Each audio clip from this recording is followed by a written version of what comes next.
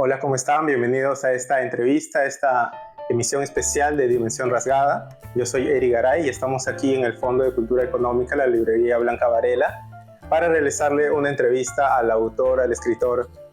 Ha publicado poesía, cuento, novela, pero en general podríamos llamarlo escritor, el gran Cromwell Jara, que nos está acompañando muy amablemente este día. ¿Cómo estás, Cromwell? Bienvenido y muchas gracias. Bien, contento de tu propósito, la entrevista, y sobre todo de un libro que me gusta en especial porque fue la primera semilla de la que después se hará árbol para otros libros, ¿no? Exactamente, estamos hablando del libro Montacerdos, que en esta edición ha publicado el Fondo de Cultura junto a otros cuentos. Esta es una edición que ha salido este año y que promueve este cuento ya clásico y tres más.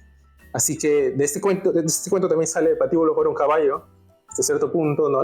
el ambiente, los personajes. Y bueno, vamos a conversar en esta ocasión de este libro y de estos cuentos para que la gente los conozca un poco más y que también sea una manera de adentrarse luego a la obra tan vasta de Cromwell, que sigue sacando libros y títulos interesantes. En primer lugar, Cromwell, quería preguntarte sobre... Yo he escuchado que la historia de Montacerdos tiene personajes y hechos que ocurrieron en la realidad, que en tu infancia, adolescencia, en la zona del Rímac, me parece que Mariscal Castilla, existieron personajes como Yococo, como su madre, existió la escena cuando le rechazan la comunión en la iglesia. Totalmente cierta. Que tú dices que viste la lágrima. Sí, y a mí también se me cayó una lágrima, pues yo tendría 13 años cuando vi eso y me conmovió mucho. Exactamente, y también creo que cuando se lee el libro uno siente esa como rechazo que esos personajes tienen en ese mundo a veces, ¿no? Pero también sus alegrías, Hay de todo. Exactamente. Entonces yo te quería consultar sobre... he escuchado también que esto lo escribiste desde la distancia, desde una suerte de añoranza por este barrio, porque tú ya estabas metido en la universidad, me parece. Sí, exacto. Entonces, ¿cómo trabajas tú con esta materia prima? ¿Cómo dices, de aquí quiero sacar un cuento o quiero contar esta historia? Mira, esto nace de lo que para mí es crear un cuento, ¿no? Otros lo hacen por intuición, como yo hice Montacerdos, hice Hueso Duro, que no los planifiqué. Eso es lo que hasta ahora yo mismo me sorprendo. No los planifiqué, no los medité en el sentido de estructura, ¿no? Esto va a ser el primer paso, segundo paso, esto van a ser los personajes. No, me salió de un sopetón, ¿no? De todo un vómito, en el caso de Montacerdos. Y es que ahora yo tengo otra idea de lo que es crear un cuento. Un cuento siempre es una historia que se narra, que se dice en función a un pasado, ¿ya? Y ese pasado en los cuentos, es doloroso. Te produce una nostalgia, nacen de tus frustraciones, de tus amarguras, de tus incertidumbres, tus melancolías, tristezas, muchos sentimientos. Que yo tenía eso por mi barrio, porque yo dejaba mi barrio y dejaba a mis amigas, amigos, la chica que yo amaba por ahí, ¿no? Y todo eso se perdía cuando ya llegué a mi nuevo hogar, que está ahí en la urbanización El Bosque, ya con una vida más cómoda, una casa más cómoda, ya teléfono, ya televisor, ya han pasado 17 años después de haber dejado el barrio Montacerdos, ¿no? Entonces un día estuve por el patio de letras en una cafetería de Don Mach en San Marcos, la Universidad Nacional de San Marcos, y ahí estaba conversando con dos amigas y aparece Américo Mudarra, que me llama. Yo salgo de la cafetería y me dice: ¿estás haciendo cuentos? Tú no haces cuentos, ¿no? Y yo le dije: claro, yo tengo un montón de cuentos, porque yo tenía cantidades de cuentos, pero los había quemado. La quema, así que, o sea... Entonces a mí se me quedó esa cosa como que si yo puedo hacer cuentos los que quiera, ¿no? Y él me dice, ya pues muéstrame uno, porque tú estás haciendo hasta ahora tontería nomás, me decía así, ¿no? Sí, pase nomás, con confianza. Adelante, gracias. Jale su silla y siéntese. Muy amable. Gracias. Entonces, me dijo, pero déjate de hacer esas cosas pues y muéstrame el cuento. Dame tiempo, le digo, para pulirlo en mi casa. Pulirlo, se fue, pues me dijo ya, hoy es lunes, jueves nos vemos, jueves te veo. Entonces yo me fui en ese ratito, dejé a mis amigas y ya tenía yo el reto. Y yo me doy cuenta que yo funciono con retos. Ajá. Te voy a decir después por qué, porque a partir de ahí me fui a mi casa con la voluntad de escribir un cuento, porque yo ya había tenido las clases de Tomás Escajadillo, ya había analizado a cuántos escritores clásicos universales, cuentos, ¿no? Chekhov, Maupassant, ya sabía cómo es hacer un cuento, cómo es la estructura de un cuento. Y todo eso está en mi cabeza. Entonces ya había pasado por experiencias diferentes, el cine, Buñuel, Perro Andaluz. Ya había leído a François Villon, a Artaud, a el Conde de Lautréamont, a Raina María Rilke. Entonces ese bagaje estaba apretujado dentro de mí. Ya había leído la poesía china y los haikus. Entonces yo dije, si todas estas emociones están dentro de mí, ¿por qué no es un cuento que tenga todo eso? ¿Cómo todo eso? Me decía yo mismo. Todo eso muéstralo en tu escritura cuando hables de lo que vas a hacer, lo que escribas, lo que quieras, pero no dejes a estos escritores. Y ahí me di cuenta que yo tenía un sentimiento de una amalgama de poesía, cuento, novela, cine, ensayo. Y dije, ya puedes saber qué te sale. Me lancé. ¿Cuál cosa? Dije yo, algo que me duele. Pues yo sabía que hay que escribir sobre algo que te duele. ¿Quieres hacer un poema? Algo que te duele.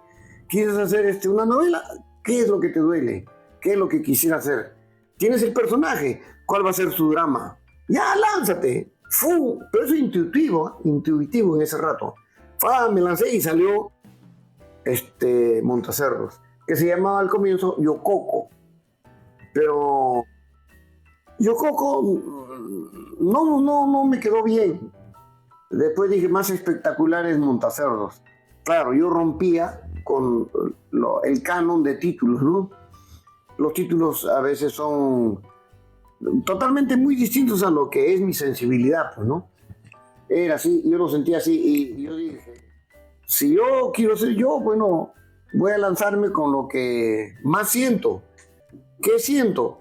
Que yo montaba cerdos con mis amigos, con Yococo, que yo palomillaba, entonces que se llame Montacerdos, ¿no? Así fue. Te crea un poco esta idea del pueblo, que también le dicen así, ¿no? Claro, y además, otra cosa, yo dije, pero cuando acabé, dije, pero esto me queda chico, no es todo lo que yo quiero decir. Y de ahí me dijo, ¿y por qué no la amplío? Si tú ya has hecho novelas. Entonces, ya pues dale vuelo de novela, y de ahí que me salió fácilmente la novela Patíbulo por un caballo, exacto. Justamente con esto que nos comenta de los autores, por ejemplo, ya había leído François Villon, también he oído que habla de los cuentos de Canterbury. Sí, claro, cuentos Canterbury. Del Perro Andaluz, ¿no? De Buñuel. Sí. Yo quería preguntarle, porque siempre me ha llamado la atención. De Juan Manuel también, la Cipreste Edita. La Cipreste Edita, pero también el otro, los cuentos del Conde Lucanor. Ok. Yo siempre le quería consultar si ya en esa época, por ejemplo, había leído a Larguedas de Los Escoleros, donde también hay como que un mundo de niños que montan cerdos. No. ¿Para qué te voy a decir? No. Nunca me gustaron ese tipo de relatos. Sí. De Larguedas no me gustó, ahí no lo entendí. Yo más bien le había leído Guarmacuyay, y Guarmacuyay aplastaba todo lo que tenía Arguedas. Claro. Ahí sí, Guarmacuyay. De agua, claro. Si no me equivoco, lo leí en Alberto Escobar, en esa antología que tiene donde está Tatamayo, Eleodoro Barra de Vicuña. También. Ahí está Cristo. Y no sé si ahí leí Arguedas, que era más asequible. ¿Ya? Y si alguien me dice por ahí también si yo había ya leído Rulfo. Rulfo no se vendía en esa época. Okay. Rulfo era un mito del que se hablaba. Y cuando alguien tenía un libro de Rulfo, el primero que vi fue Biografía a Plazos. Y me dijeron, léela, y me prestaron la Biografía a Plazos, que era una cosa de 24 páginas, pero en 80, perdón. Textos de 4 líneas en cada página. 4 líneas, 5 líneas. Por eso se llama Biografía a Pedazos. Rulfo era famoso en esos momentos por las respuestas que daba. Sí, no, así será. Pero ¿cómo hizo eso? Así pues. Pero ¿a dónde iba su narrativa? Sentía buen camino. Así era su respuesta. Por eso Biografía a Pedazos. Pero en el caso, que tampoco había leído para lo de Montecerros. Okay. Sí. Montecerros nada tiene que ver con otras lecturas. Con eso, otras lecturas, porque años después, cuando ya trabajé, ya pude comprar los libros de Rulfo que costaban caros. Y un universitario, muchacho, no tiene plata, pues yo tenía para los pasajes. Y esto es que a veces me compraba un libro y me tenía que ir de San Marcos, Callao, a pie a mi casa. A pie y volver a pie. Claro, para ahorrarse por el libro. Ya había gastado en el libro, pero no fue con Rulfo, que habían otros libros, ¿no? Y, por ejemplo, 100 años de soledad, por ahí el inicio me parece parecido, ¿no? Esta idea como de fundar un mundo. ¿En dónde? En Montecerdos. Nada que ver, nada que ver. Nada que ver. Es que ese barrio era mi barrio. Era su... ¿te acuerdas cómo empieza? Cuando van avanzando por la Pampa de Mancaes. Así, en la noche, entrando, llegando. Nosotros. Así entraba mi papá, mi mamá, mi hermano mayor. Mi papá iba con una pistolota. Era militar. Y era oscuro. Y entonces podían salir choros. Y mi papá, por defender a la familia, que éramos niños de 5 años, 6 años, 7 años, él tenía el revólver, pero por si acaso quieren sorprender, mete bala. Claro. Entonces, en ese sentido, yo también iba con el miedo y se escuchaban las lechuzas. Solo que era mi papá, mi mamá, no era pues el caso de Griselda. Y eso ya es imaginación mía. Claro, pero digamos esa experiencia vital. Claro, que te van a saltar las lechuzas, que van a aparecer los muertos. Eso sentía yo. Y por ejemplo, en esta idea de que usted siempre habla del cuidado en la prosa, de que a veces de que tiene que ser como una suerte de caja musical, que hay una música. ¿Cómo usted, digamos, dice, esta es la música que necesita esta historia? Tan es así que cuando antes de escribir muchas veces pongo música y a veces es clásica y en este caso fue clavecín, turín, tururirurín, clavecín barroco peruano para hacer, por ejemplo, Cabeza de Nube. Carísimo está ahí. Ya, siento que la música que me gusta se transforma en palabras y eso es lo que pretendo ahí, ¿no? En este caso Montecerros era con la música chicha de la época, los huaynos de García Zárate, ¿no? Y también los huaynos de García Zárate. Y la música del inicio de los destellos, Balicha. Y con esa música hice esto de Montecerros. Interesante, maestro. Por ejemplo, nosotros sabemos que usted dicta talleres, que ha dictado varios años talleres y sigue dictando. Sí, pero antes te quería decir esto a propósito de la música. Dígame.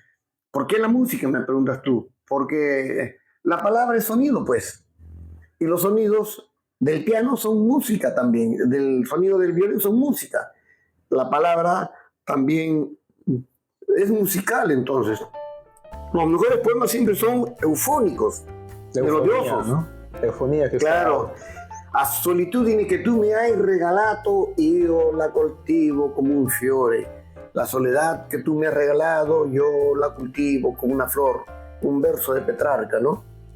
Del brazo tuyo he bajado lo menos 1.000.000 de escaleras y ahora que tú no estás, cada escalón es un vacío. También así de breve fue nuestro largo viaje. El mío aún continúa, mas ya no necesito los asientos reservados,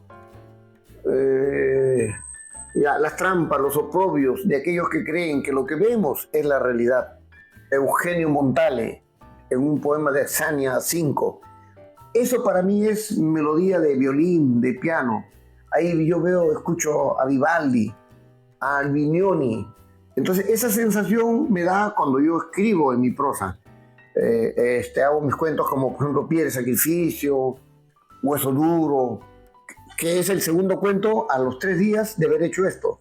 Okay. Porque cuando voy con Montacerdos, Américo Mugarra me dice, pero muy grande, pues, ¿cómo va a tener 28 páginas? Yo te pedí un cuento de 2 páginas. Era para una revista, Para una revista que de 6 páginas, que sacaba solamente poesía y ahora iba a incluir cuento. Entonces, cuando dije, ya voy a traerte otro, y le traje le traje Hueso Duro, pero que también tenía 24 páginas. Dijo, está bonito, y le ha gustado a Esteban Quiroz, y piensa que mejor va a sacar una editorial. La editorial Lluvia Editores. Conmigo se origina, pues. Claro. Ya, por querer sacar Montacerdos. Lluvia sacan, sí. Y por querer sacar ¿Hueso Duro? Sí, Hueso Duro. Hueso Duro. Y ahí sale ya algunos cuentos de Galo Ronceros. Ya. ¿Ya? Monólogo desde las tinieblas, ¿no? Algo, monólogo Pajutito creo que sale.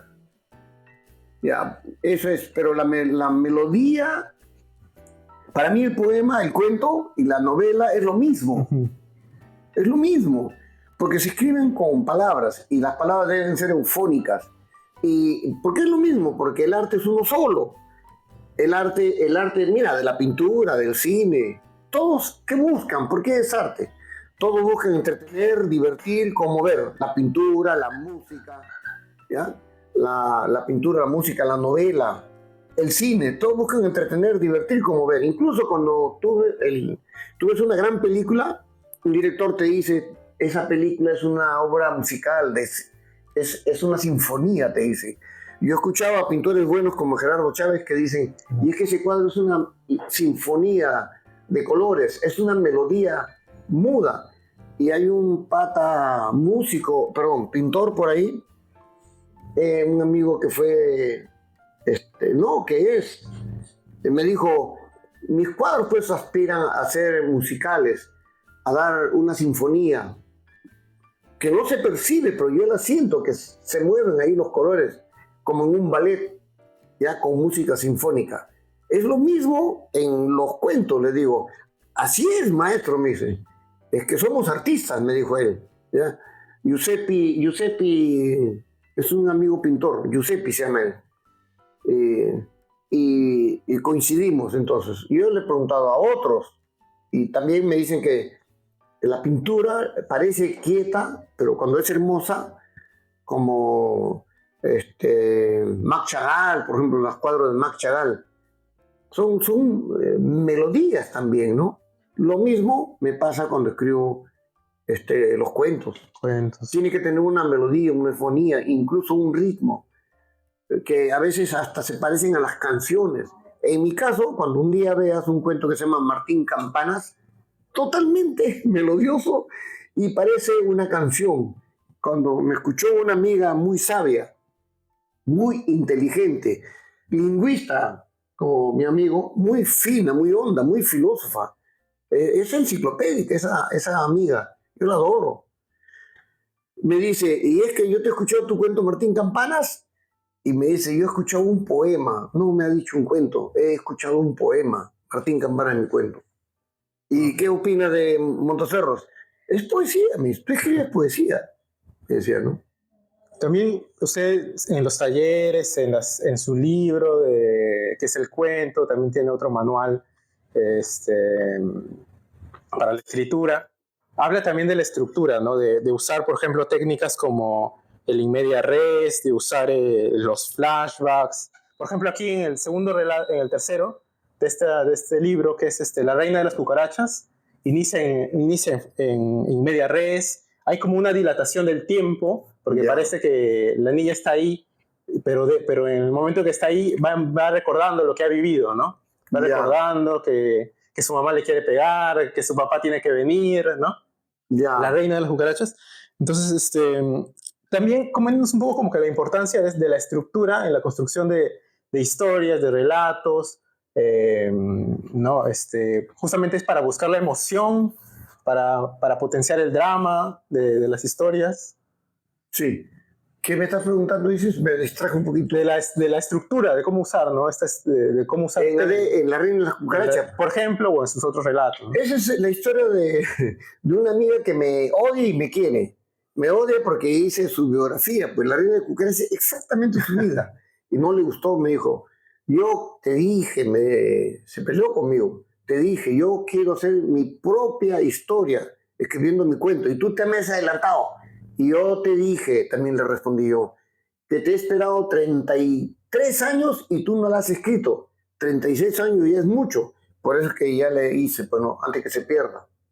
¿Y cómo así construye? ¿La planeó o ya salió un No, poco mira, por...? si tú te fijas, ¿cómo empieza Toccati Fuga en D menor de Mozart? Tururú, tururú. Es el I medio res. Ya te dio en esa I media res, te dio un sonido, un timbre, una vibración que va a dar, va a ser la semilla que se va a ir gradualmente avanzando, ¿no? Esa es la I media res. Igualito ahí, ¿no? Adela sintió que las cucarachas se le venían en la cara, porque eso le pasó cuando había hecho una travesura, tal como está ahí. Se escapó y la mamá le daba cuerici. Pero el papá no estaba, sino la mamá no le pegaba. El papá la engreía a esta chiquita, ¿no es cierto? Claro. Y ahí está pues la semilla, el origen de esa historia. ¿Cómo nace? Nace con esa técnica, ¿no? Tengo que plantear primero la in media res, una acción dramática, ¿no? Fuerte, no es la descripción del aire, del río, de las hojas que caen, de la lluvia, el viento que sopla. Todo el mundo hace eso. Y a mí me parece una barrabasada. Todo el mundo se repite en eso. Todo el mundo. Salvo los capos como Chekhov, Maupassant, Hemingway. Varias veces lo hace, muchas veces lo hace Julio Ramón Ribeiro. El mismo, ahora puedo decirlo, el mismo mexicano Juan Rulfo. Diles que no me maten, Justino. Ya empezó con la media res. Exacto. ¿Te das cuenta? Entonces, cuando hice Montacerro Marín, yo no tenía ese concepto de la media res, pero tenía yo la intuición. Claro. Un profesor muy bueno, Marcos Martos, decía que hay escritores pues, que nacen ya con la intuición plantada dentro de él. Son los que ya nacieron para escribir, pues, para poetas, para cuentistas. No necesitan muchos escritores ir a la academia, a la universidad. Claro, lo que refuerza su talento va a ser después las lecturas que va a dar. 3, 4 lecturas ya está enviada, ¿no? El narrador. Ahora, yo no me siento de esos narradores como dice Marcos Martos. Yo ya tenía toda una preparación en la universidad, gracias a la universidad. Yo agradezco la universidad. Y a mi abuela y a mis padres, porque ellos eran los primeros narradores que yo escuché. Okay, claro. Buenísimos. Era para jaranearse, eran fiestas los cuentos que ellos hacían. Y nos reíamos, entonces mis cuentos tenían que ser así, con humor también. Acá también hay humor. También. Y también, por ejemplo, tanto el cuento Montacerdos, está también La Reina de las Cucarachas, Los Cristos, los tres, por ejemplo, parten como que desde la visión de la infancia, ¿no? A mí me llama la atención que de repente usted usa la infancia para mostrar, por así decirlo... En estos casos, ¿ah? Porque no en siempre. Estos casos, claro, en estos casos. Como que esta inocencia que va descubriendo por primera vez ciertos asombros, o ciertas alegrías, o ciertas tragedias, ¿no? ¿Cómo usted ve, por ejemplo, en estos casos el uso de los...? No, porque lo aprendí de Washington Delgado en las clases cuando decía que en la mejor literatura española del siglo de oro aparecía en ¿cómo se llama? El Cojuelo, Diablo Cojuelo, Bernardo. ¿Cómo se llamaba? Lazarillo de Tormes. ¿Ya? Son muchachos, son los palomías. ¿Sabe? Y ellos son los mataperros. ¿Ya? Son de la picaresca. ¿Ya? Son tramposos, son jodidos. Pero ¿quién narra? Narra la visión de un niño ingenuo, inocente. Y entonces no hay como narrar desde la visión de un infante, de un niño ingenuo, inocente, para decir realidades crudas. Exacto. Y se me quedó. Porque cuando yo escuchaba eso, recordé que en mi barrio, pues, todos éramos niños. Yo tengo que contar de mi visión de niño, dije entonces, de mi visión de niño. Pero cuando me puse a redactar, dije, pero yo sé que la familia de Yococo eran 2 hermanos, la Maruja, la chiquita, y el mismo Yococo. Entonces, ya, voy a tratar de que hable Maruja y cuente la historia. ahí fue. Pero todo por la influencia de las clases, pues, del genial Washington Delgado. Si no, no sé qué hubiese pasado, te juro. No sé si hubiese escrito Montacerdos de otro modo. Tal vez conmigo de testigo, tal vez yo de personaje dentro de la historia con mi hermano menor, Armando Antonio, ¿no? Pero no fue así, pues así sale mejor, dije, con que yo me distancie, porque ya seríamos muchos personajes. Yo mejor me distancio, pero yo soy un testigo pasivo dentro de la historia, invisible y pasivo. Y también yo noto, por ejemplo, esta presencia del entorno de los personajes. O sea, por ejemplo, en el cuento Dos Cristos, que el personaje sale del RIMAC y llega al centro de Lima, ¿no? Pero por medio atraviesa una ciudad así en caos, o sea, el transporte público, y ya cuando está en el centro mismo, no sé, la presencia de los turistas, ¿no? Hay una recreación, creo yo, también para sostener el mundo, para sostener la historia a través del entorno. Es un poco una burla, ¿no? Es un poco una crítica así solapada de lo que es justamente ese desorden, ¿no? Esa Lima contaminada de gases, ¿no? Y el caos, pues, también en el tránsito. Y el alboroto, sobre todo antes, ¿no? ¿Te acuerdas? Hace unos 20, 30 años, las calles de Lima estaban saturadas de ambulantes, ¿no? Las avenidas y todo eso. Yo quería pintar un tanto eso. Y ese Cristo yo lo vi también. Yo iba a trabajar en la universidad y veo qué pasa llevando su cruz. Yo dije, ahí está mi cuento. Y otro día lo veo en la plaza de San Francisco. La iglesia de San Francisco. Estaban dos Cristos hablando, botándose uno al otro. Porque uno le tocaba turno en la mañana y el otro en la tarde. Y uno dijo, ¿y por qué tengo que hacerte caso? Yo también quiero estar todo el día acá. Pero me quita, pues, el negocio. Qué pena, pues, y ahí es donde se da el motivo de esto, ¿no? Ocurre en el cuento, ¿no? Esta trifulca. En realidad, sí, pues, muchas veces en narrativa, la realidad te da los cuentos. Es totalmente cierto. No es que yo sea tan fantasioso, la realidad me da los cuentos. Por ejemplo, en El Milagrero, que ya es parte, el último cuento de este libro, pero que es parte del proyecto de Las Huellas del Puma. Claro, su libro conjunto. Esa historia me la contó totalmente, como te escuchas, mi abuela Ruperta. Ahí está el lenguaje de ella, todo eso. Está, ¿no? Esa oralidad. Creo que todo ese libro, digamos, muestra un poco más no digamos el lado de la citadino de Montacerdos, sino como un mundo de la Piura más rural, ¿no? Y en esta historia me llama la atención que hay como un doble discurso sobre los hechos que ocurren. Por un lado, por ejemplo, el padre que viene como a decir esto es un sacrilegio, pero también la visión del hombre común y corriente, del protagonista, ¿no? Que un viejo, ahora ya no es un niño. Exacto, ahora ya es un adulto. Pero que es un tanto infantil el viejo. También. Está tomándole el pelo al otro.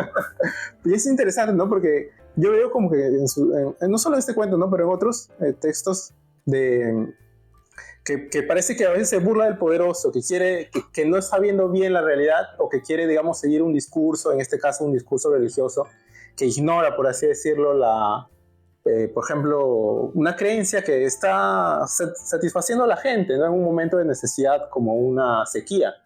En Montacerdos de repente puede pasar algo similar porque la policía viene y en algún momento quieren votar a la familia, ¿no? ¿Hay, cree usted, esta idea como de decir, los poderosos a veces no ven bien el ambiente, la realidad, por así decirlo? Los poderosos no ven la realidad, me preguntas. Ajá. Ahí a propósito de Montacerdos. No, lo que pasa es que ahí cuando llegamos, mírame, mi papá fue un invasor sobre los invasores. Había un militar, Angulo Benavides, que le dijo, ven Jara, ven, deja de alquilar la casa allá por Sidicampo. Es una urbanización en el RIMAC, ¿no? Cerca de la Florida, por Rosita Ríos. Ven. Como han sido colegas, pues, de trago y de traje militar en el conflicto 41 con Ecuador, entonces mi padre dijo, ya voy, pero ¿hay lugar para mí? No, acá hay un terreno que ya está marcado, tiene ladrillos, tiene bases, pero te metes ahí nomás. Yo sé lo que te digo. Entonces mi papá se metió y empezó a construir las paredes ahí sobre esas bases. O sea, mi papá fue también un invasor sobre los invasores. Lo que le pasa a Maruja también. Solo que a ellos los sacan, ¿no? Los quieren sacar, desplazar. Mi papá tuvo suerte porque a quien le quitaba de paso era un republicano, ¿ya? Y mi papá dijo, bueno, tanto tiempo ha estado esto abandonado, y el otro, los vecinos del barrio, viendo que mi papá inyectaba a todo mundo por ahí, lo apoyaron, pues dijeron, no, el señor se queda porque él está ya tiene un año aquí, usted ha desaparecido 2, 3 años, le dijeron al republicano. Entonces mi papá le dijo, bueno, yo le repongo sus bases, pues, lo que ha gastado, no se preocupe, yo le pongo. Ya, pues, le dijo, siquiera eso, y ya le pagó mi padre, pues, le repuso los gastos que había hecho. Y ya nos quedamos con la casa. Yo era, pues, de 6 años. Claro. Yo tenía 6 años. Pero recuerdo muy bien cómo llegaron y no se dio en términos de pelea, mechadera. Ahora, otro lado. A la vez, Montacerro está sobre una chacra, está frente a una chacra. Sí. Hay de por medio, como se ve en Patíbulo, unas rejas. ¿Ya? Y ahí está la sequía y ahí está el pacá donde yo contaba. Ese pacá existió y ahí jugábamos nosotros. Ahora, ¿qué quiero decirte? Que los de la Hacienda Muñoz, que está al lado, esa chacra pertenecía a una Hacienda Muñoz, que abarcaba todo lo que es la urbanización El Bosque ahora, detrás de la cancha de Cristal, ¿no? Lo de la Hacienda Muñoz, el hacendado que daba comidas para el presidente Prado, después para Odría, ¿no? Y que tenía toda una tradición, porque ahí se hacían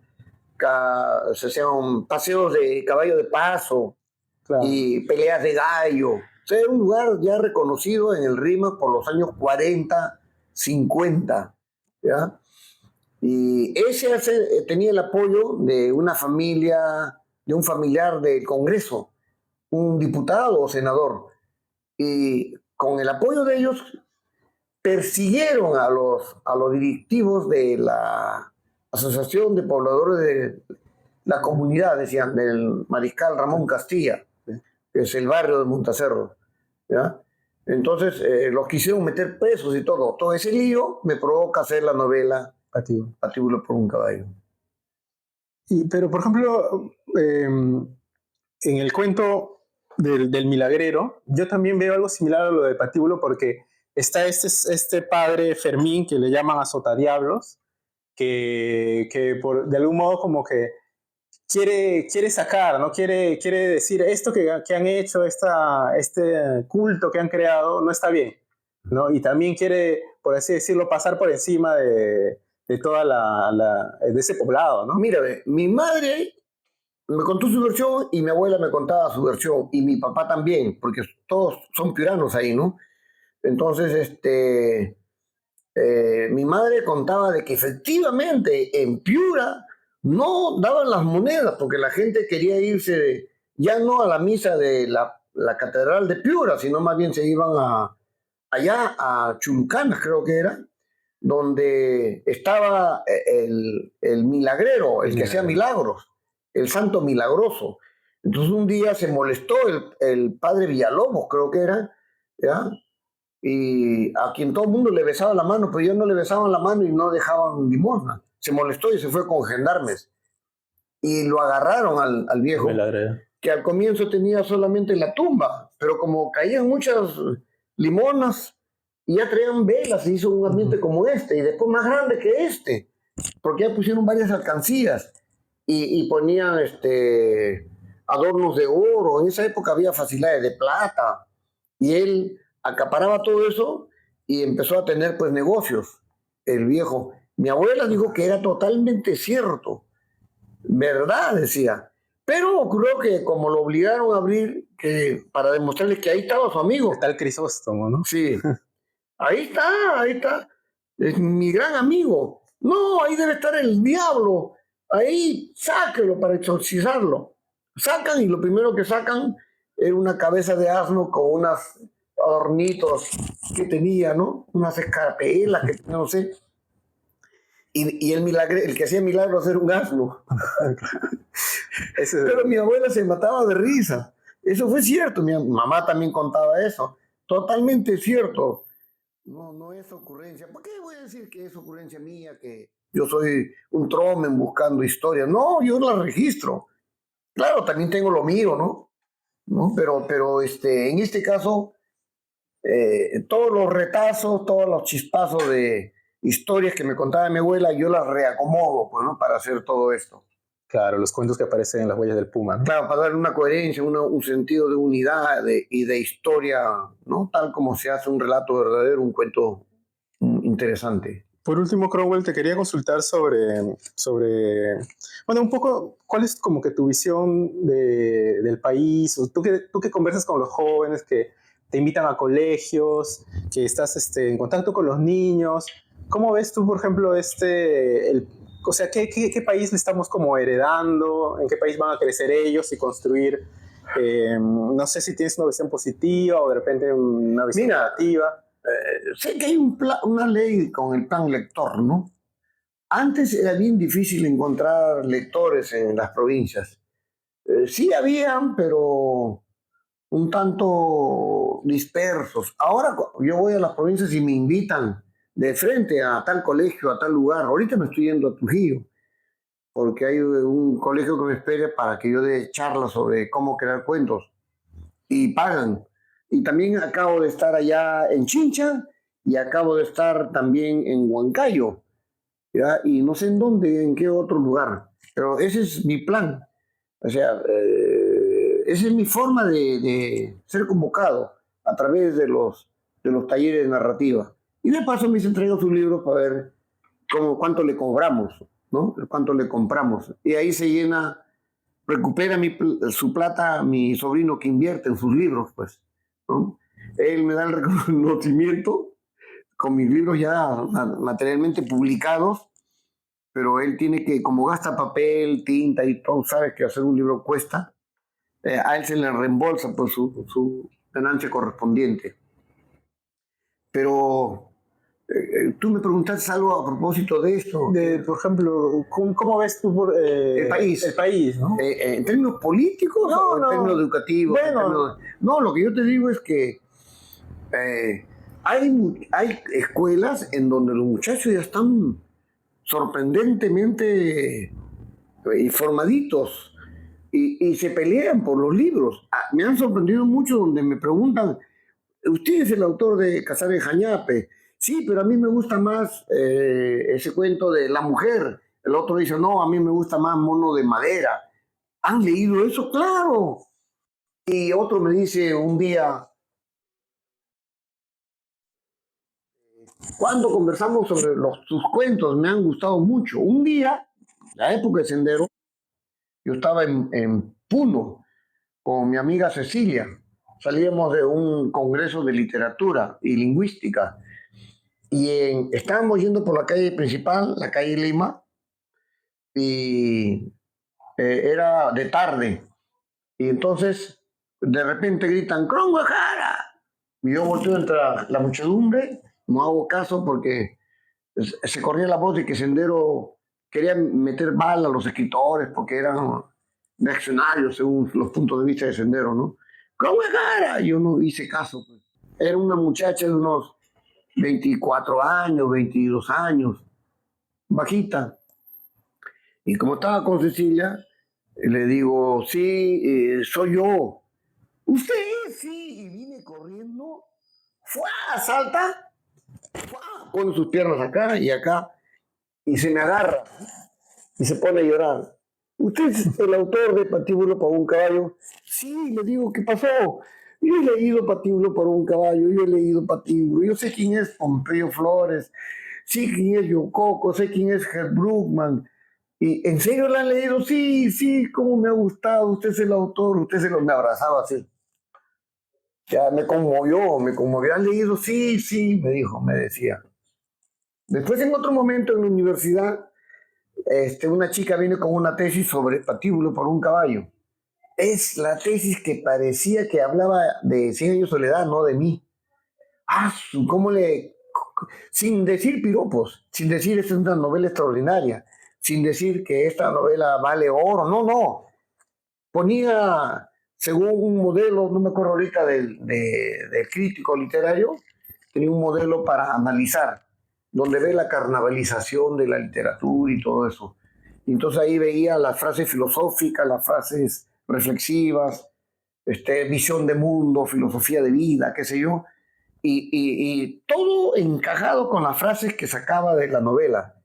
Que yo me asombré, porque sonaba bien, sonaba que esta novela tiene más pensamiento que muchas novelas que yo paro leyendo, o que yo leo, he leído, ¿no?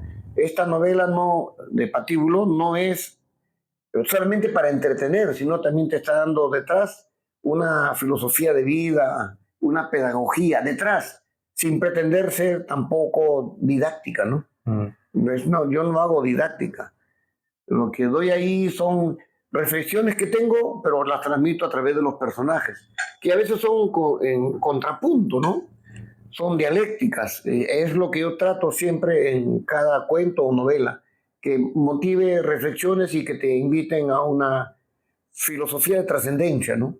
Y nosotros también queremos invitar a los oyentes, a los espectadores de Dimensión Rasgada, que se adentren a la obra de Cromwell, que este libro, Montaceros y otros cuentos, que ha sacado el Fondo de Cultura Económica en este 2023, sea una manera de acercarse a tu obra, a tus cuentos, pero también poder luego leer de repente Patíbulo para un caballo, de repente tu obra Faite, tantas novelas que tienes, también tienes obras, Las ranas embajadoras de la lluvia, que haces con Cecilia Granadino. Entonces, hay realmente una gran variedad de obras de Cromwell que fue... las últimas 4, ¿no? Que ahí están Pancho Fierro. Pancho Fierro de Film Vallejo. Film Vallejo, la biografía de Vallejo en Perú. Es novela y como si fuera guión de cine. Exactamente. Me gusta esa novela mucho. Porque está su panorama, ¿no? Todo el encuentro con Valdelomar, con González Prada, con José María Eguren, con su Otilia, con su Mirto. Ahí está Rosa, Ángela Flores, Ángela Ramos. Sus amantes. Y ese amor que hubo secreto, a escondidas con Vallejo. Pero también está Molotov Suite. Manifiesto de Jodas. Manifiesto de las Jodas. Y también está esta última novela, 2 novelas. Una, Mukele Mbembe, y la otra, Encrícamo, que son de mundo africano con la visión íntima de la mitología, de la visión de mundo africana en Perú, en los Congos. O sea, ya no se ve al esclavo negro, ¿no es cierto?, que llegó forzado acá. No se le ve como cantidad, como hombre de hecho bestializado, hecho para el trabajo, maltratado. No, se ve al negro desde dentro de él, ¿no? En su dolor, en su angustia, en su tristeza de ser perseguido, de ser hecho cimarrón, y con la nostalgia de su tierra natal, ¿no? Ellos no decían África, ellos decían la lejana Guinea, nuestra aldea natal, nuestra lejana Guinea. Con todo lo que trajeron. Sí, es dolorosísima. Hay una amiga Cecilia que la lee y dice que cada vez que la lee llora, porque además es pura poesía. Tú no haces un cuento, me lo acaba de decir. Eso es poesía, ¿no?